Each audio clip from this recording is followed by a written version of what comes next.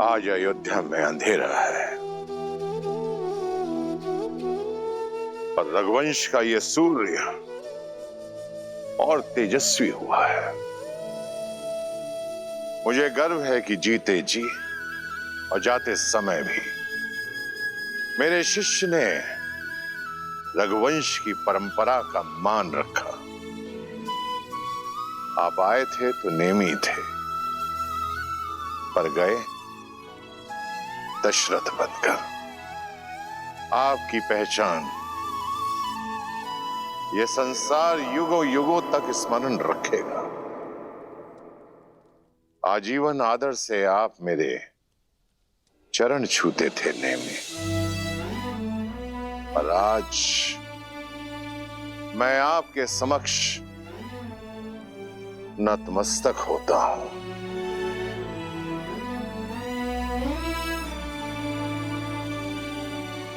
जिन्हें परम धाम जाना था वो तो चले गए आचार्य, पर जो यहां है नए सांसारिक नीतियों का तो पालन करना होगा। मेरा अभिप्राय महाराज की अंत्येष्टि से शास्त्रों के अनुसार पिता को अग्नि ज्येष्ठ पुत्र ही देता है। फिर तो इसी क्षण कुमार राम को वनवास से लौटा लाना चाहिए, जो कि असंभव प्रतीत होता है। किंतु क्या पता पिता की मृत्यु का समाचार सुनकर वो लौट आए। उन्हें उनका न्यायोचित स्थान देना ही महाराज को सच्ची श्रद्धांजलि है। वैसे भी नीति अनुसार सिंहासन अधिक दिन तक रिक्त नहीं रहना चाहिए। राज्य संचालन के लिए राजा का होना आवश्यक है। जो किसी की सांसों की डोर टूटने पर वचन की डोर तोड़ दे, वो रघुवंशी नहीं हो सकता। हम किसी भी प्रकार 14 वर्ष के वनवास से पूर्व राम, सीता और लक्ष्मण को वापस नहीं ला सकते। लौटने की व्यवस्था कुमार भरत की करनी होगी, क्योंकि महाराज के वचन के अनुसार अब भरत ही युवराज है। जी, किंतु भरत और शत्रुघ्न को आने में तो कई दिन लग जाएंगे। इतने दिनों तक मृतदेह को अंत्येष्टि के बिना रखना उचित होगा। अवश्य, क्योंकि यही परिस्थिति की मांग है। महाराज का शवलेप किया जाएगा।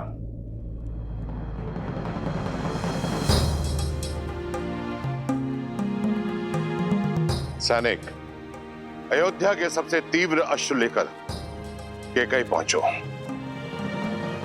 और भरत और शत्रुघ्न को यह संदेशा दो कि मैंने एक विशेष उद्देश्य के लिए उन्हें तुरंत अयोध्या बुलाया है। महाराज अश्वपति और कुंवर युद्ध जीत के लिए अयोध्या से उपहार लेकर जाइएगा। अपनी भावनाओं को संतुलित रखना। महाराज के स्वर्गवास और राम के वनगमन की भनक भी उन्हें नहीं लगनी चाहिए। ये उन्हें यहां तक आने नहीं देगी।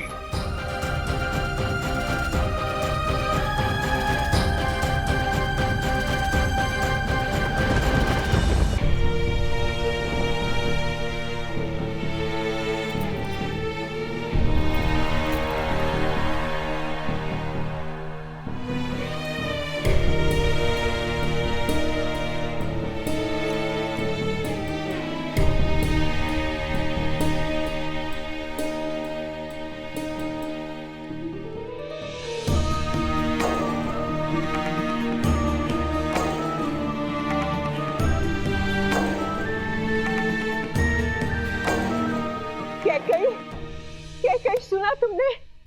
आचार्य वशिष्ठ ने भरत को अयोध्या वापस बुलाने का आदेश दे दिया है। इसका अर्थ समझती हो? मेरा भरत लौट रहा है। अयोध्या का होने वाला राजा लौट रहा है।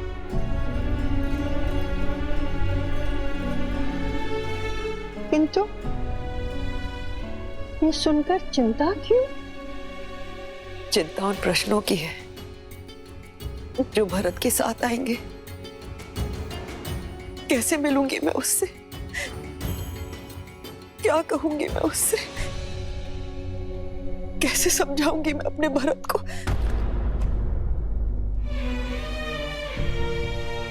मंत्रा, भावनाओं के ज्वार में आप, मैंने कहीं कुछ अनुचित तो नहीं किया ना? अनुचित नहीं मेरी पुत्री कैकेयी, तुमने जो कुछ किया अपने भरत के लिए किया, उसके अधिकारों के लिए किया। किंतु अचानक ये क्या हो गया? क्या तुम अपने पुत्र को अयोध्या का नरेश बनते नहीं देखना चाहती? प्रश्नों की चिंता करोगी तो भरत का भविष्य खो दोगी कैकेयी। क्या तुम नहीं चाहती कि भरत अयोध्या के राज सिंहासन पर बैठे? उत्तर दो कैकेयी, चाहती हो कि नहीं? उत्तर दो। चाहती हूँ, मैं भी यही चाहती हूँ। हर माता की तरह मैं भी अपने पुत्र के लिए सर्वश्रेष्ठ चाहती हूँ। तो फिर ये विलाप कैसा, असमंजस कैसा? तुमने बिल्कुल ठीक किया मेरी पुत्री, बिल्कुल ठीक किया। सुना नहीं तुमने महाराज ने अपने अंतिम समय में क्या कहा था कि उनकी मृत्यु किसी श्रवण के पिता के श्राप से हुई है। तुम उसका कारण नहीं हो कैकेयी, किंतु अभी बहुत बड़ी परीक्षा शेष है। भरत के लौटने पर अपनी भावनाओं में मत बहना कैकेयी, संयम रखना। तुम्हारा मार्गदर्शन न केवल भरत का बल्कि पूरी अयोध्या का मार्ग प्रशस्त करेगा। किंतु महाराज का दाह संस्कार? पुत्र के बिना कैसा दाह संस्कार? महाराज के शरीर को तेल और औषधियों से लेपा जा रहा है। इसका अर्थ समझती हो कि भरत ही आकर उनका दाह संस्कार करेगा। समझ रही हो ना कैकेयी? कहीं ना कहीं पूरी अयोध्या ने यह स्वीकार लिया है कि उनका प्रारब्ध अब भरत के हाथ में है। भरी नृप तनु राखा, दूत बोलाई बहुरी अस भाषा।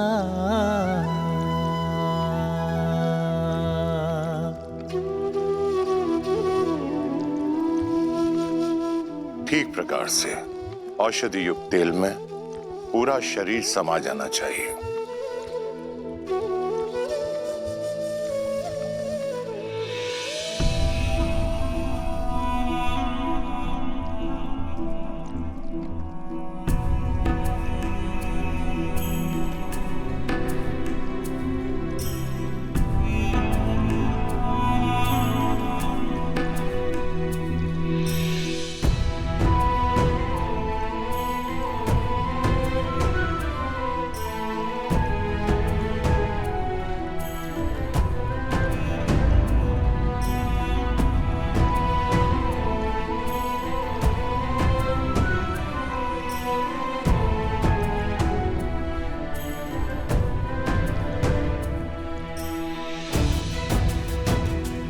आपके दोनों वचन तो पूरे हो गए हैं ना?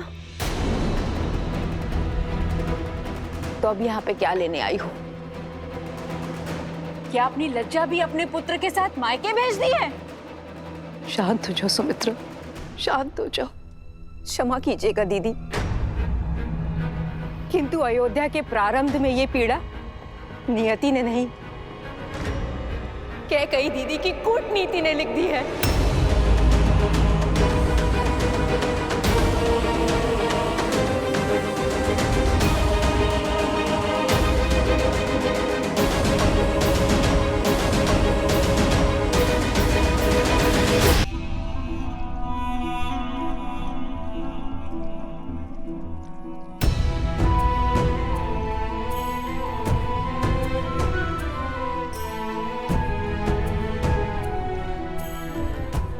आपके दोनों वचन तो पूरे हो गए हैं ना, तो अब यहाँ पे क्या लेने आई हूँ? मैं केवल एक बार महाराज को। प्रयास भी मत करना। आपके अशुभ स्वप्न ने महाराज के प्राण हर लिए और अब तो केवल शरीर बचा है, और उस पर मैं आपकी अशुभ छाया पड़ने नहीं दे सकती। जीवन लिया है आपने उनका, तो अब मृत्यु के पश्चात भी शांत नहीं रहने देंगी उन्हें शांति से रहने दीजिए।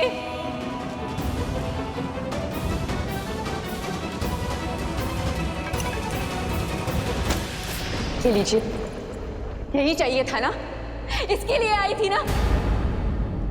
जाइए, ले जाइए इसे और सजा दीजिए भरत के शीश पर। कदाचित पिता के आशीष की कमी पूरी होगी। और बधाई हो राजमाता कैकेयी, आज आपकी सारी मनोकामनाएं पूर्ण हो गई। बधाई हो।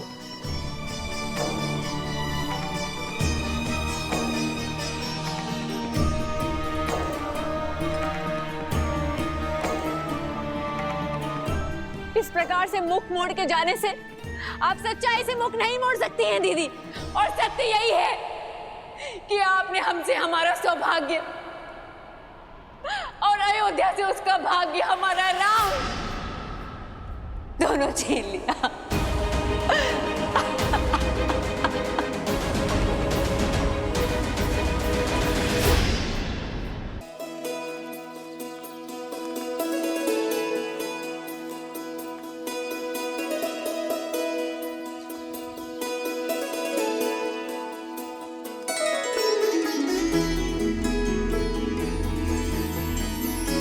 ऋषि भारद्वाज ने उचित मार्ग दिखाया है।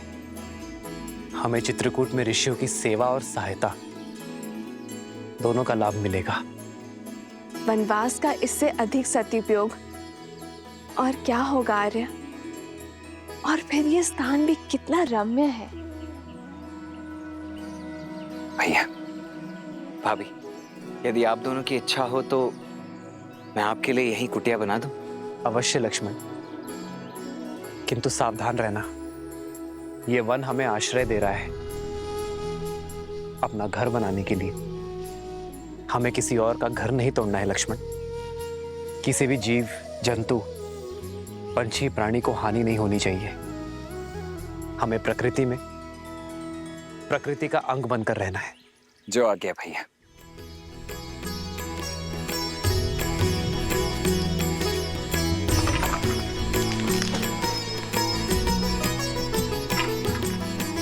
लक्ष्मण सिया सहित रघुराई, प्रेम सहित सब कुटिया बनाई। गिरिवन नदी देख मन हर्षाए, रघुवर चरित सिया को सुहाए। जब जब थक के बैठती माई, तब कंद मूल फल लाते रघुराई।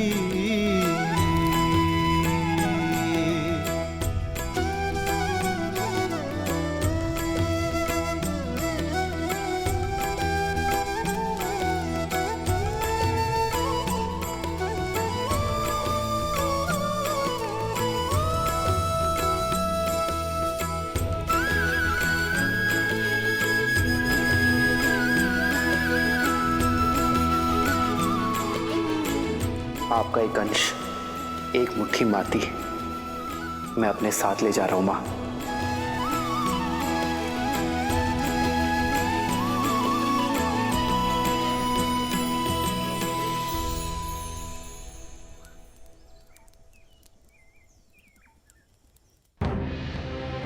भरत क्या करेंगे आचार्य?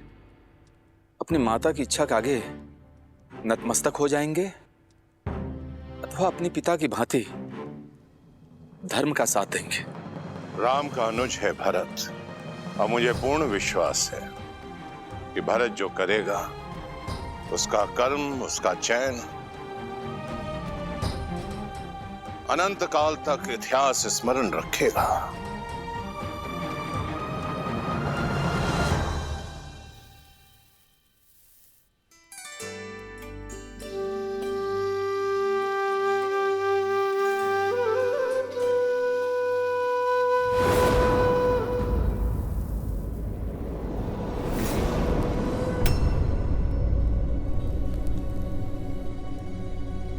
क्या हुआ भैया? आप विचलित दिखाई दे रहे। ये सब अपशकुन देखकर मेरा मन घबरा रहा है शत्रुघ्न। न जाने क्या अनर्थ होने वाला है। आप भी ना, ये दिया तो पवन के झोंके से बुझ गया, और ये सब केवल संयोग है, अपशकुन नहीं। नहीं शत्रुघ्न, केवल एक घटना संयोग हो सकती है। मैंने तुम्हें बताया नहीं, बीते कई दिनों से पूरे स्वप्न सता रहे मुझे। मन बहुत घबरा रहा है शत्रुघ्न। अवश्य ही अयोध्या पर संकट की काज गिरी है। भरत, शत्रुघ्न,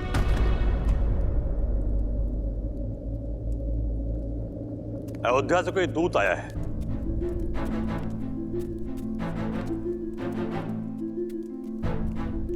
प्रणाम अयोध्या कुमार, मैं महर्षि वशिष्ठ का संदेश लेकर आया हूं। उन्होंने आप दोनों को शीघ्र अतिशीघ्र अयोध्या बुलाया है। अचानक अयोध्या में सब कुशल तो है ना मेरे राम भैया? पिताश्री सब ठीक तो है? सब कुशल हैं कुमार। देखा भैया, सब कुशल मंगल है। आप यूं ही चिंता कर रहे थे। भरत, एक कुशल योद्धा पर चिंता का भाव शोभा नहीं देता पुत्र। जी मामाश्री, आप मुझे और शत्रुघ्न को लौटने की अनुमति दें। आयुष्मान भव। आयुष्मान भव। यात्रा शुभ हो पुत्र।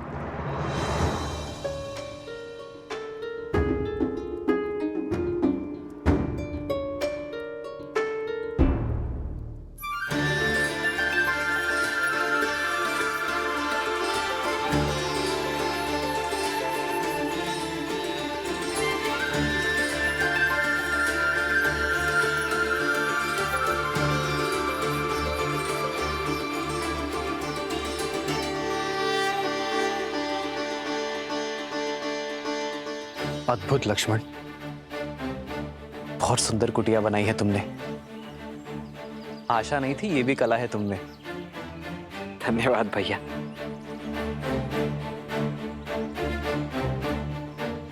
भैया, ये घर तो पूर्णतः बनकर सज्ज है। अब यदि आपकी आज्ञा हो तो इस घर में गृह प्रवेश करें। घर तो अयोध्या है लक्ष्मण, और सदा रहेगा। इसलिए आज इस चित्रकूट वन में मैं अपनी अयोध्या का अंश फैला रहा हूं। भगवान सूर्य और महाराजा हरिश्चंद्र, रघु, दिलीप, भागीरथ जैसे महान पूर्वजों को साक्षी मानकर, मेरे पिताश्री महाराज दशरथ और 3 माताओं को साक्षी मानकर हम इस कुटिया में प्रवेश करेंगे।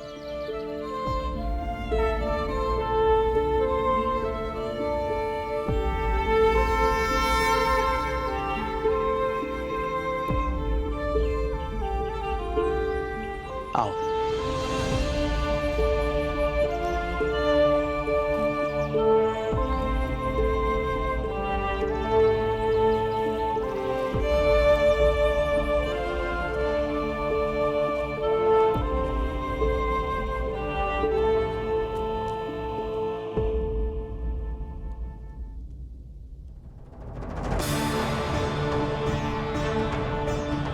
मेरे अयोध्या की पावन माटी, अयोध्या का मान, सम्मान और संस्कार की सूचक है आप। सदा धर्म के पथ पर चलने के लिए मेरा मार्गदर्शन करती रहना। अयोध्या की याद आ रही है ना भैया? नहीं लक्ष्मण, न जाने क्यों मेरा मन भारी हो रहा है। ऐसा लगता है जैसे मेरे परिवार, मेरी अयोध्या पे कोई बहुत बड़ी विपदा आ पड़ी है। हे मां, रक्षा करना। आप व्यर्थ ही चिंतित होते हैं आर्य। मेरे ससुर संसार के सबसे सक्षम राजा है। वो अपनी अयोध्या को कुछ नहीं होने देंगे। और फिर भरत भैया और शत्रुघ्न भैया भी तो हैं। विश्वास रखिए, आपके अनुज आपकी अयोध्या और आपके पिताश्री को कुछ नहीं होने देंगे। भरत पर तो स्वयं से भी अधिक विश्वास है मुझे। उससे श्रेष्ठ ना ही कोई पुत्र हो सकता है और ना ही कोई शासक।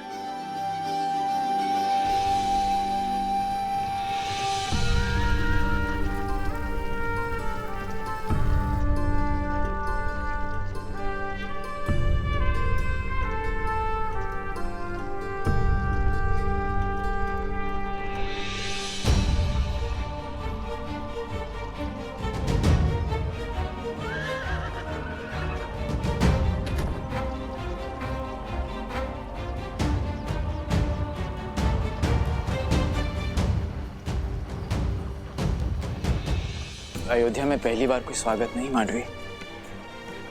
जिन आंखों में सदा प्रेम और सम्मान देखा, आज उन्हीं आंखों में घृणा। अवश्य कुछ तो अनिष्ट हुआ है। सारथी रथ की गति बढ़ाओ, मुझे तुरंत राम भाई और पिताश्री से मिलना है।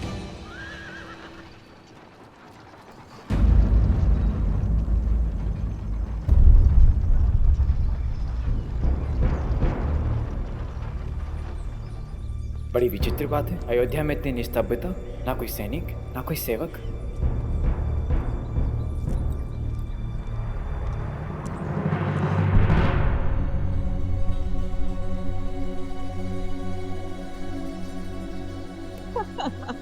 प्रतीक्षा की घड़ी समाप्त हुई। हमारा भरत आ गया। कैकेयी, भरत, मेरा भरत। रुको रुको कैकेयी, ये आंसू लेकर जाओगी भरत के पास? अपने आप को संभालो कैकेयी, माता धन को समझो। भरत को अपने समर्पण, अपने प्रेम के मोल और मांगे हुए वचन का महत्व समझाओ। समझी कैकेयी? अयोध्या में भरत की भेंट सबसे पहले मुझसे होनी चाहिए। जाओ, अगर मुझसे पहले भरत ने अपने पिताश्री के मृत शरीर को देख लिया तो ना वो मेरी बात सुनेगा, ना जो मैं कहना चाह रही हूं वो समझने की कोशिश करेगा। जाओ, शीघ्र करो। हाँ।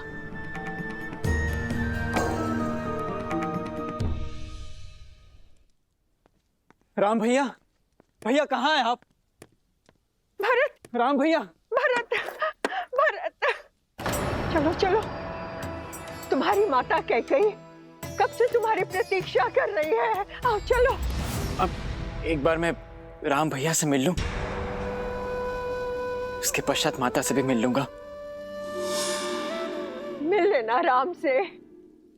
जानते हो ना भरत, पुत्र पर पहला अधिकार माता का होता है। हाँ, कैकेयी कब से तरस रही है तुमसे मिलने के लिए। पहले पहले उससे जाके मिलो। हाँ, हाँ, लाओ दो, जाओ जाओ भरत जी। हाँ, हाँ।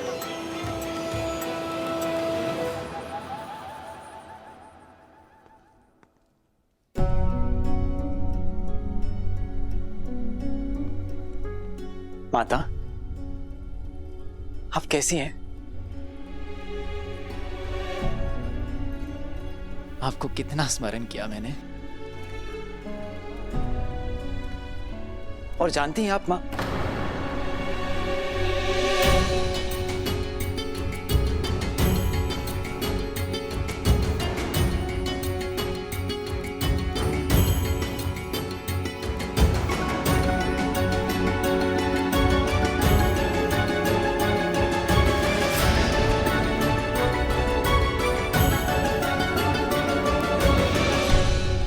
माता, आपके चूड़ामणि, आपका ये वेश, सब क्या है माँ? माता कह दीजिए मुझे कि जिस भय से मेरा मन ग्रस्त है वो सत्य नहीं।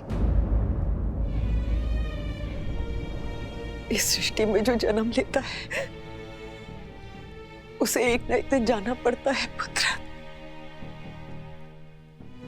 नश्वर शरीर सबको छोड़ना पड़ता है। कोई कितना भी प्रयास, कितना भी प्रयत्न क्यों ना करे, किंतु अमर कोई नहीं।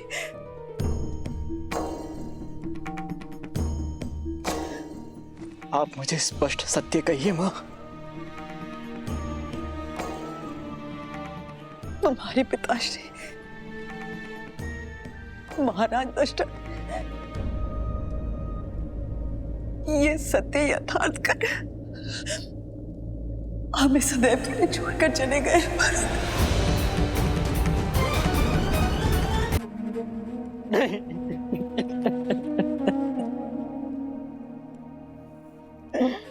यह संभव है, यह संभव है। भरत, क्यों पिताश्री, क्यों आपने मेरा दायित्व भैया को नहीं सौंपा? क्यों आपने अपना ये कर्तव्य नहीं निभाया और मुझे अनाथ करके चले गए? और मैं अभागा, अंतिम समय में उनके समीप न रह सका।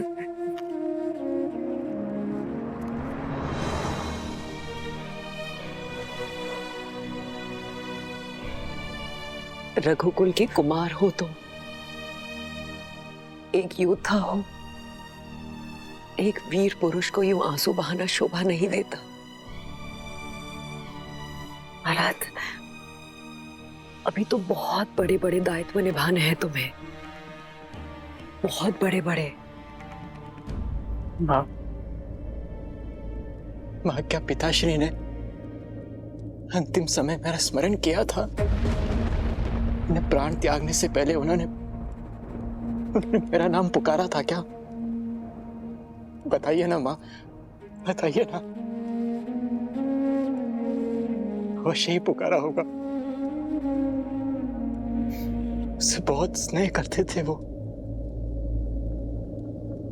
तुम्हारे पिता की स्नेह की डोर सिर्फ राम से जुड़ी थी।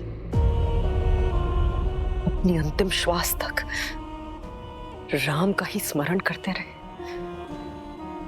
राम नाम रटते रटते अपने प्राण तक त्याग दिए उन्होंने। क्या? भैया का स्मरण करते हुए अपने प्राण त्याग दिए? अर्थात भैया भी यहां नहीं थे। माँ, भैया कहाँ थे? मैंने पूछा, माँ भैया कहाँ हैं?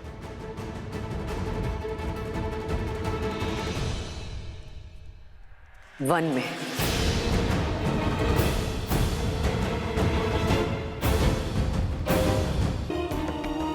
क्या? वन में? किंतु क्यों? अयोध्या में ये सब चल क्या रहा है? ऐसा भी क्या कार्य आ गया था जो राम भैया भी पिताश्री के अंतिम समय में पहुंच नहीं पाए? मैं कैसे यहां तक आ गया हूं, भैया वन में है। क्यों मां? रघुकुल की रीत का बीड़ा उठा रहे हैं तुम्हारे राम भैया।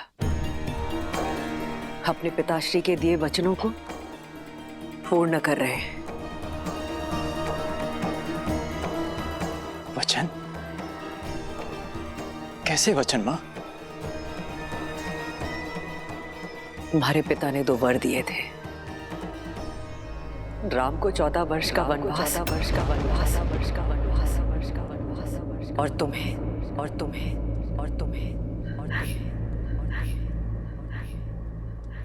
अयोध्या का सिंहासन, अयोध्या का सिंहासन,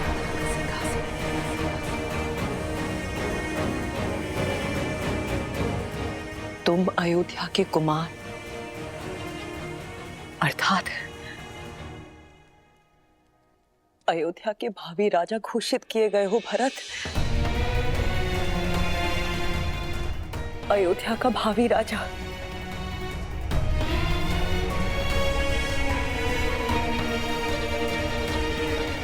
ये समय आंसू बहाने का नहीं है भरत। एक वीर राजा की भांति अपने दायित्व निभाने का है। अपनी प्रजा पर अपनी छाप छोड़ने का है। एक वीर प्रबल योद्धा बनो और अपने सारे दायित्व निभाओ भरत। सत्य कहा मां आपने। अब समय आ गया है अपने दायित्वों को निभाने का, अपनी प्रजा पर छाप छोड़ने का। इस अयोध्या में जो काली मां फैली है उसे मिटाने का। इस राजमहल में जो कुचक्र रचा गया है उसे कुचलने का। मां, मेरा पहला कर्तव्य उस षड्यंत्रकारी को खोजना जिसने मेरे पिताश्री को ऐसा वचन देने के लिए विवश किया, जिसने मेरे राम भैया को वनवास देने का वचन अपने मुख से निकाला। उसके शरीर से प्राण निकालना ही मेरा पहला कर्तव्य है।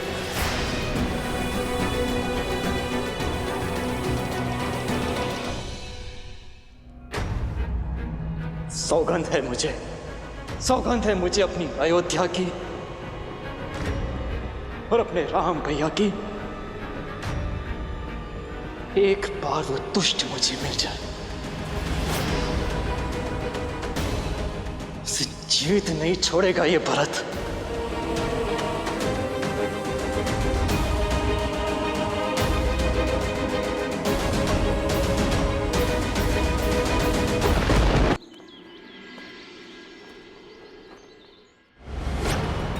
सौगंध है मुझे, सौगंध है मुझे, सौगंध है मुझे अपनी अयोध्या की और अपने राम भैया की। एक बार वो दुष्ट मुझे मिल जाए, उसे जीवित नहीं छोड़ेगा ये भरत।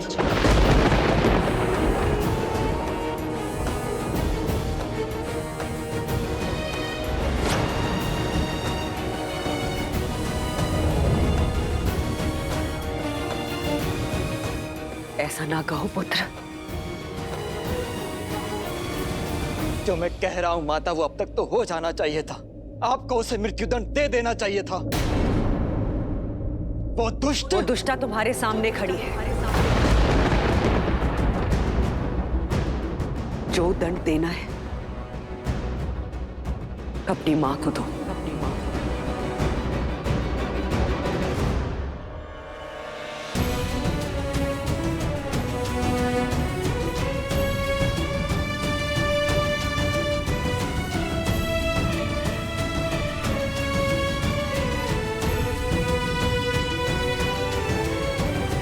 समरासुर युद्ध के समय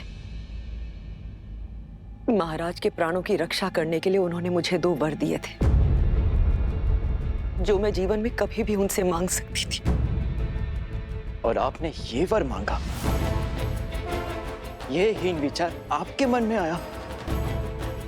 सत्य कहना मां, ये भयानक विचार मेरी मां के मन में आया? तुम्हारी माता हूं, इसलिए विचार आया।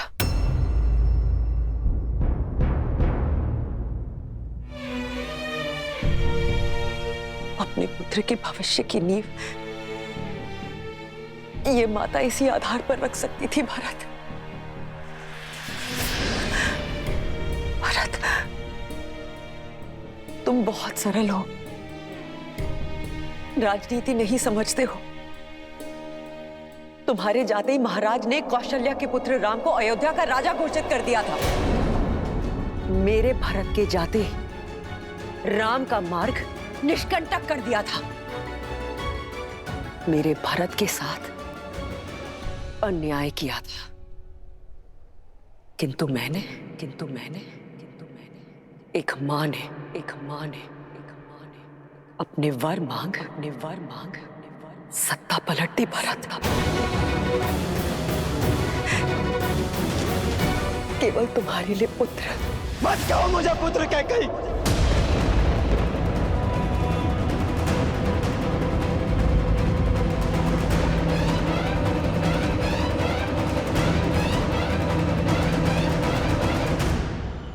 मत कहो मुझे पुत्र।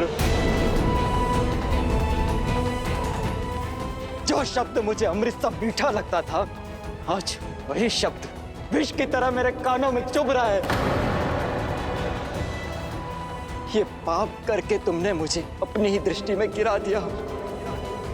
सोच भी कैसे लिया श्री राम की परछाई ये भरत छल से छीना हुआ सिंहासन स्वीकार कर लेगा। यही भय तो सदैव सताता रहता था मुझे कि तुम कहीं राम की परछाई बनकर न रह जाओ। अपनी भावनाओं में बहकर भविष्य की आहुति मत दो भरत। आहुति तुमने दी है अपनी ममता की, लालच के कुंठित यज्ञ में। स्मरण रखना, अब से इस संसार में कोई भी अपनी पुत्री का नाम कैकेयी नहीं रखेगा।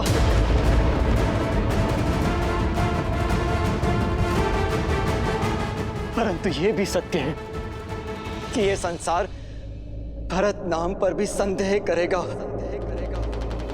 भरत, ऐसा मत कहो भरत। मैंने जो कुछ किया तुम्हारे लिए किया, ताकि तुम एक दास का नहीं राजा का जीवन व्यतीत कर सको। और एक सत्य ये भी है कि तुम्हारे मार्ग से राम नाम के कांटे के साथ साथ लक्ष्मण और सीता भी वन चले गए।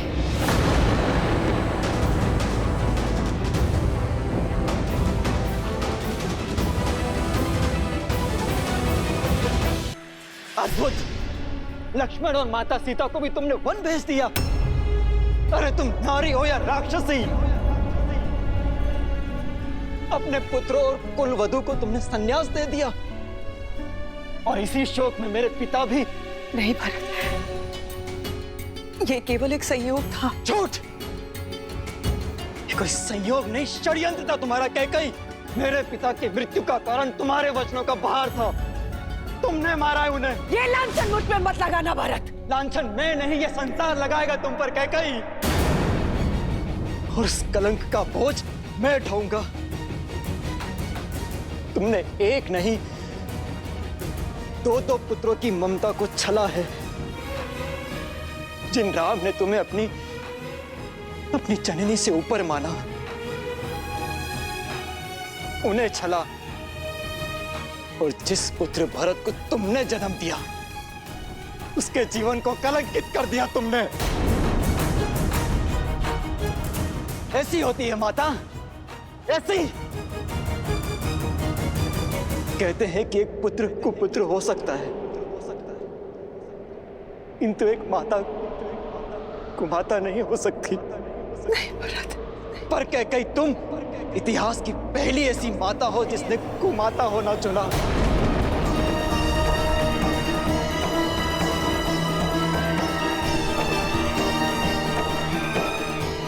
मैंने जो कुछ भी किया भरत, तुम्हारे लिए किया, तुम्हारे मुंह में आकर किया भरत। बस बस। माता पिता का कर्तव्य अपनी संतान को उचित मार्ग देना होता है, वन का मार्ग देना नहीं। इस पाप का कलंक मिटाने में मेरा संपूर्ण जीवन कम पड़ जाएगा। नहीं भरत। तुम्हारे कारण मेरे राम भैया और मेरी माता है, जाने क्या सोच रही होंगी मेरे बारे में।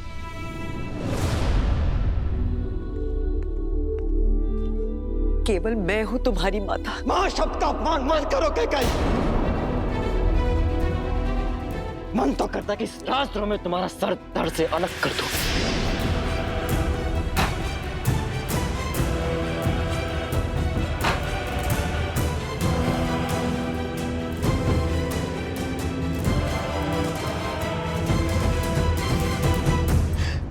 परंतु मेरा ये निर्णय